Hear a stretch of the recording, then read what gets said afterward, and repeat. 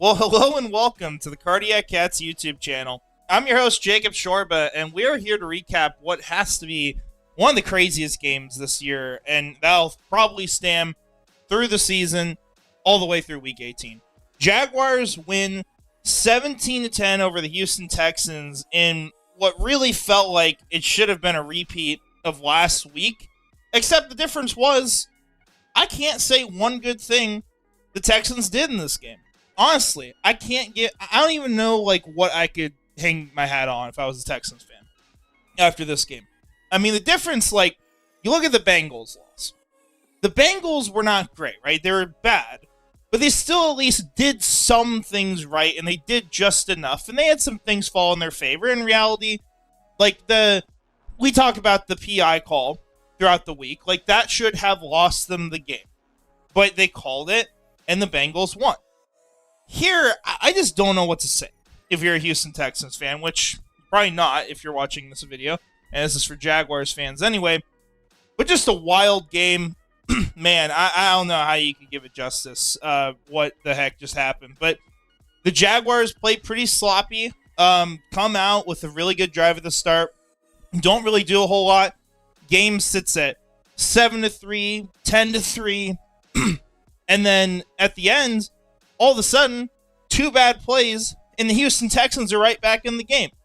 I mean, you had a throw in a double coverage that was never open by Trevor Lawrence. That was his one pick, I believe, on the day.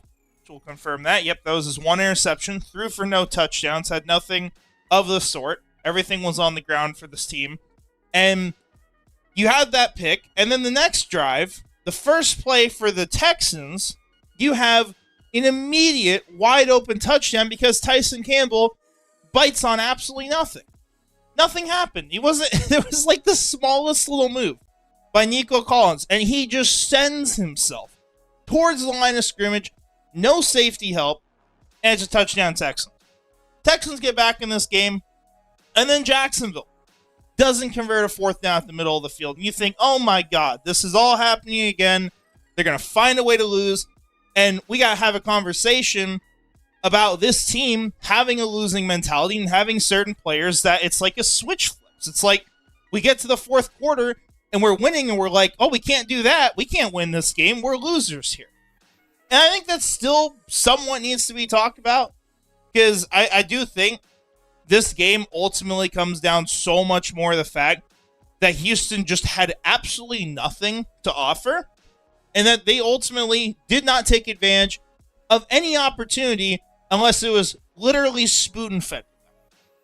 And that's really why we got here. But it was just a horrifying ending. And obviously, turns out okay for Jacksonville. Shout out to Tyson for stepping up at the end of the game, getting the fumble. BTJ finally catching a freaking pass, setting him up in field goal range. Seemed like the Texans almost let the Jaguars score and then weren't able to come up with one themselves at the very end of the game. But just, what a wild game. What an absolutely wild game. Looking at the stats for this, just kind of going player by player here. Rough day for Stroud, right? Kind of talked about this. A lot of pressure on him. He did not look good. And it's just kind of a big concern, I think, for the Texans at this point because he has not had a good start to the year. They've had a really bad offensive line. Jacksonville had a lot of pressures in this game. We'll take a look at that really quick. You had 6 and 5 from Hines-Allen and Walker. You had sacks from both of them. Eric Armstead had a sack in this game. You had a good amount of pressure on CJ Stroud throughout this. And as far as the rushing attack, look at the numbers. 87 yards in total, right? Not a great day for Houston on the ground. And Jacksonville at the same time didn't really get a whole lot on the ground either. It was not a great performance there, although they did get their touchdowns that way. There was not a lot of offense in this game, right? I mean, you didn't have either team reach 300 yards in this. But, yeah, rough day for Stroud. Trevor Lawrence only completes 50% of his passes, arguably worse when you look at some of this. But just, I don't know. A lot of it, I'm gonna make sure I hit on this before people are saying I'm trashing on Trevor Lawrence. This was not an all Trevor Lawrence issue at all. the amount of drops in this game was disgusting. I'm curious what they have it at. Say 5. Yeah. So 5 drops, and it might be more than that. 5 drops in this game. I think BTJ had more than 1. There was like 2 or 3 from him. You just had receivers disappointing him at every turn of the game. Just could not hold him, dropping passes left and right. Don't want to really include Strange in that as much because he did pretty well. But they just did not have a lot they could rely on in this game. And Trevor Lawrence at the same time, throwing deep throughout this, just not accurate. I mean, there were opportunities there. And so I think if you were to say, if Trevor Lawrence was able to hit his targets down the field, if he was accurate throwing deep, if Brian Thomas wasn't dropping those passes either, because he had one he did drop, I think the Jaguars would have won this game by, I don't know, 20 points maybe? Something like that. I mean, they would have probably won by a pretty handy margin at the end of the day. Now, I am curious. We might just take a look. Talking about his deep passing grade, I'm curious if they have one up for Trevor Lawrence this year. Yeah, 29.7. This is not normal for PFF grades. A lot of the time, your deep passing grades are arguably going to be your best one. Like, these are in the 80s and 90s for some quarterbacks because you think you're going to have, if you just succeed, like, the impact is so much larger. Whereas, like, hey, if it's dropped, you're not losing anything, right? Like, it's still just a normal play, but you're getting more out of it if you complete them. So a lot of the time, these grades are going to be really high for quarterbacks, but this year, I mean, look at this. 0 completions on 9 attempts. I mean, that's disgusting. I don't think I've ever seen that before. That is a legit problem for the Jaguars that needs to be talked about. But ultimately, just a really wild game. I am thrilled that the Jaguars won this. Don't get me wrong. We're 2-1. This was my first time as a fan watching the Jaguars win at home against the Houston Texans. I have legit never watched that before in my life. So I was very thrilled with this. You put them in 0-3 hole. They have a lot of problems. They've got a hard schedule they're going to have to deal with. I don't think you got to worry about Houston too much now unless they start putting things together very quickly. So this is a huge win for the Jaguars, right? Very big.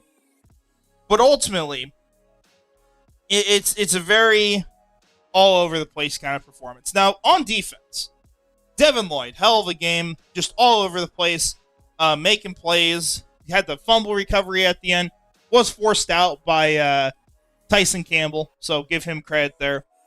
But he was just everywhere in this performance. He was making plays, he was getting pressure, just doing everything you could ask of him. And really, to me, like, it's kind of frustrating when you hear the bad talk about him and you see the fifth-year option wasn't accepted, and you're like, well, this guy, when you watch him on the field, does a pretty damn good job.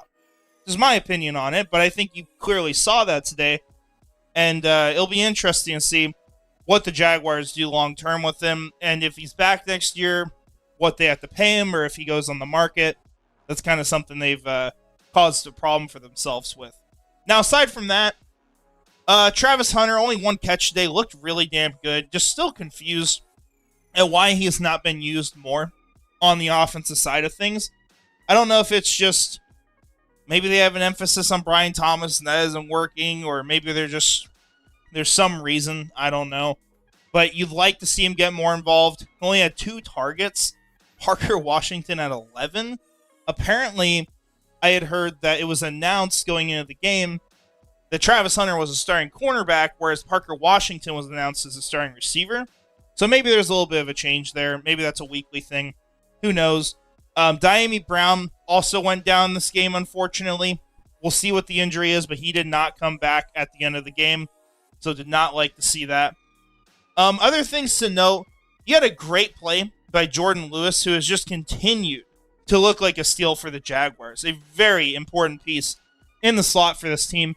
Had a play where he was covering, I believe, the tight end, sees where the ball is going, breaks off the route Stroud is throwing, and gets a pick at a very critical moment in the game.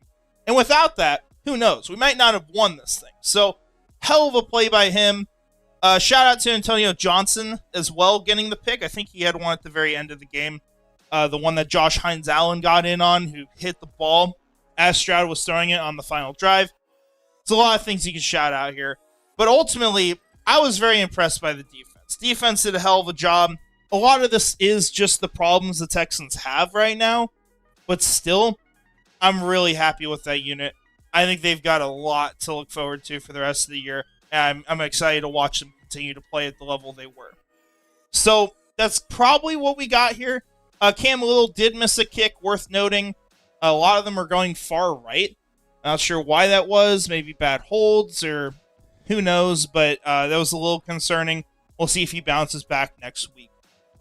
But with that all said, that is what we've got here. We will actually wrap this up by taking a look at the AFC standings. As of now, I am curious where things sit. So you do have, let's see, teams that have the same amount of wins. Bills have 3. Chargers will at least have 2. Bengals and Steelers are 2-1, and the Colts are 3-0. So you're in the playoff race right now. Obviously, you're going to be in that if you're 2-1. It's also 3 weeks into the season.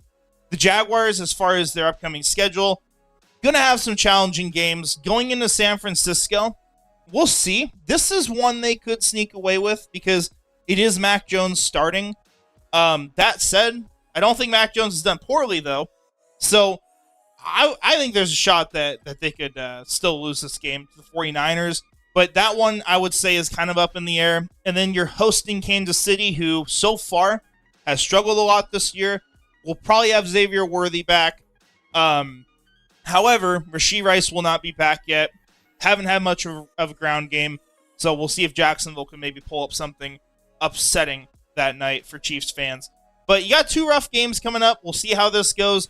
But we talked about this for the season. It was imperative that the Jaguars try to get out of these first 5 games, ideally with at least 2 wins. They sit at 2-1 right now. It's not that the next 2 games don't matter. They can lose them. Obviously, you want to win them.